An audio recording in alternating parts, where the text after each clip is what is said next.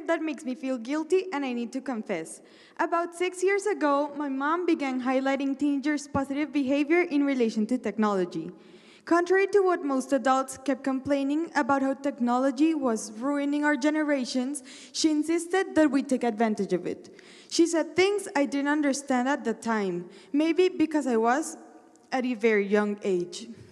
It was late 2011 when cell phones became available to most people. My parents innocently gave me the chance to pick my Christmas present this year. It was between my favorite doll, who looked just like me, or between the latest cell phone. With so much negative pressure coming from teachers and other adults who insisted the bad effects of this and other technology, guess what? I preferred the doll. Even at Colegio Bolivar, a school with freedom of expression and advanced teaching techniques, it was campaigning against the use of technology, demanding that technology was drowning us. My mom, alone against the rest of the world, just insisted on how exciting this new technology was and how I should learn to use it, the sooner the better. Let's please consider that technology isn't just phones. It's mostly everything in our world today. Despite the bad press and some specific cases of addiction, the extreme use of technology, I want to show the grandiose effects of technology in the brain, even causing people's brain to develop differently. First of all, to understand the positive benefits of technology and its relation to the human body, it's necessary to understand the brain. My brain, your brain, the human brain. The brain is the most influential organ in our entire body. According to research done by the Science Museum, your brain is conformed of 100 billion nerve cells, this number being about the same number of trees in the Amazon forest.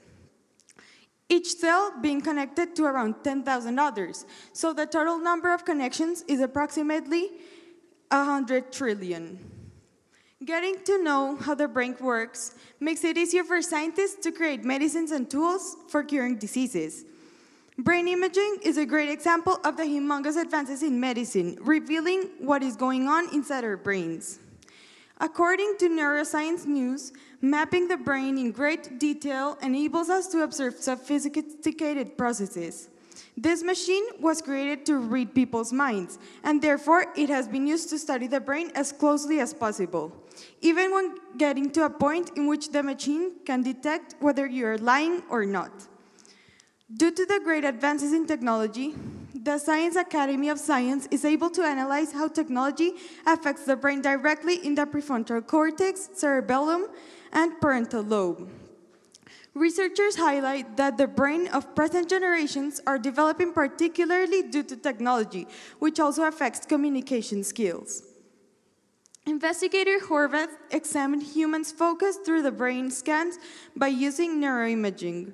He analyzed frequent internet users, finding out that they showed twice as much of activity in the prefrontal cortex compared to sporadic users. This part of the brain is essential for short-term memory and quick decision-making, and therefore, people who use technology more frequently will most likely take better decisions when involving a quick situation. It makes a huge impact in decision-making skills. According to Human Development, for playing video games can help you be more decisive and makes you switch tasks without losing focus, which is most commonly known as multitasking. So it creates new abilities and teaches the brain to adapt better. Technology writer Nicholas Carr found out that the rise of internet is actually strengthening our ability to scan information rapidly and efficiently. Rather than making children stupid, research done by PhD Jim Taylor shows that the use of technology on a daily basis, even including video games, drastically improved capabilities such as time of reaction and the capacity of identifying details. The brain of children is simply changing, evolving differently compared to those who lived without these humongous advances. A clear example of this change is how humans are no longer focused on remembering things, but instead they are focused on remembering where to look for these things. For instance, it's not very helpful to remember every single fact about a topic. If it's even easier to go and search for this information, finding a lot more detail. The fact of not having to retain all of this information in the brain allows it to develop in areas such as critical thinking, and in addition, education has also drastically improved due to the use of technology. Using smartphones or computers as devices for note-taking is an easier, more efficient way to make notes during class, rather than forcing students to have a notebook. Any student will enlighten that most of the time we miss notes because teachers talk faster than we write. In fact, an average person is able to type from 38 to 40 words per minute, while the same person is able to handwrite an average of 16.9 words per minute. So these 23.1 words per minute truly make a difference when you're trying to get every detail the teacher is talking about. In other words, if schools allowed computers or cell phones for every class, students would be able to take more notes and therefore be higher achievers. Nevertheless, the use of technology not only allows students to write faster, but definitely children contain a larger amount of information in their brains and get to learn extra topics. Due to the fact that technology allows faster learning and it gives extra time for teachers to include more profound and interesting information in their schedules. So altogether, medicine changes, the brain changes, and jobs change.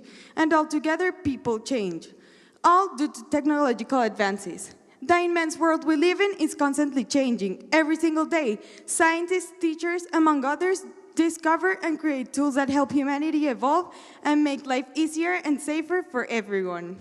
By allowing the use of technology at schools, students would not be hurt, but instead they would definitely have more tools in order for them to succeed. We have to realize that technology contributes on a daily basis, not just using a cell phone for communication or watching Netflix, but much more than that. Technology as it exists today is knowledge, progress, and cures. So technology today is the key to success.